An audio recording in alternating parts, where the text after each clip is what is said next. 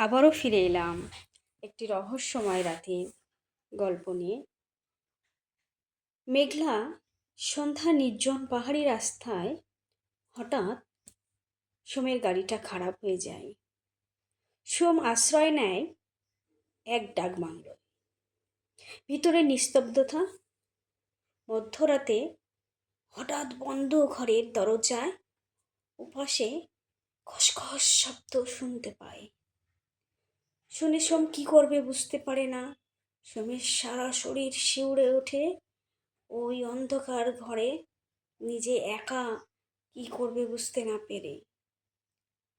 তখন সোম দৌড়ে ছুটে যায় পাশের ঘরে। গিয়ে সেখানে দেখে একটা টেবিল, ওপরে ডায়েরি। সোম ডায়েরিটা হাতে নিয়ে দেখে রক্তের মাখা সেই ডায়েরিটা। সে ডায়েরির পাতা খুলতেই নিজের নাম দেখে থমকে দাঁড়ায়। হঠাৎ তার পায়ের তলার মাটি সরে যায়। সে কি করবে বুঝতে পারে না।